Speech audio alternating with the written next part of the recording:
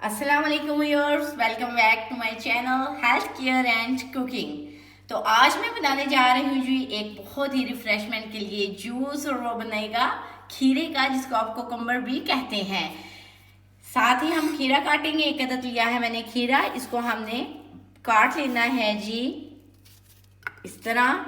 आप जो है खीरा इस्तेमाल करें, इससे आपकी जिल्द बहुत ही शानदार चमकेगी, ग्लो करेगी। और भी इसके बहुत से फ़ायदे हैं। ये ब्लड प्रेशर को कंट्रोल करता है, इसके साथ साथ ये जो है शुगर को भी कंट्रोल करता है।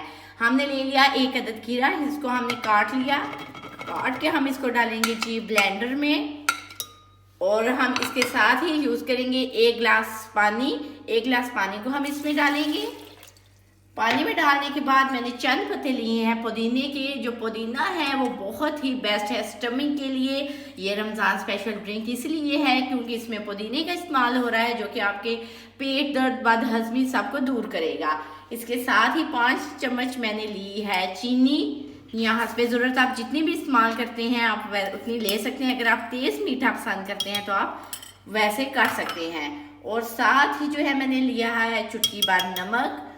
अब हम करेंगे इसको ग्राइंड। ये देखिए जी, इसको हम ग्राइंड करेंगे।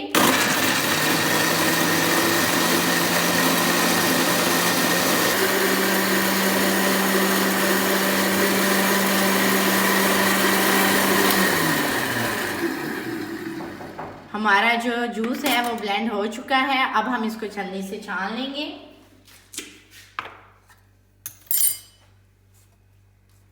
ये देखिए जी, आपने इसको छलनी से छान लेना है ताकि जो इसका फल है वो अलहदा हो जाए और जूस अलहदा हो जाए।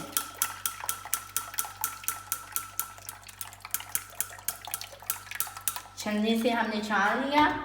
इसके साथ ही जो है मैंने 3 अदद बड़े जो है लेमन लिया है और उसका मैंने रस निकाल लिया है।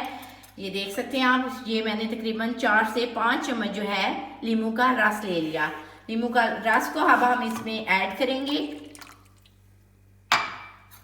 हम इसको अच्छी तरह से हिलाएंगे। इसमें पुदीना, खीरा और लेमन का जूस अच्छी तरह से जो है वो मिक्स हो चुका है। हमारा जूस हो गया तैयार जी फ्रेंड्स। ये देख सकते हैं अब हम इसको करेंगे जी डेकोरेट थोड़ा सा, ताकि हम इसको अच्छी तरह से पेश कर सकें और पीने वाला भी खुश हो जाए। जी क्या बात बनी है आज जूस की। ये देखें जी, हमने इसके ऊपर डाल दिए पुदीने के चंद पत्तर।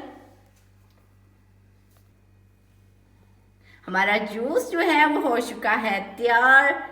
अगर आपको ये वीडियो पसंद आई हो तो लाइक करना मत भूलिएगा, कमेंट्स में मुझे ज़रूर बताइएगा, और जो मेरी वीडियो पे देख रहे हैं पहली बार सब्सक्राइब करना मत भूलिएगा, ताकि मेरी आने वाली हर नई वीडियो आप तक पहुंच सके। इसी के साथ मुझे दीजिए इजाज़त। अल्लाह हाफिज़।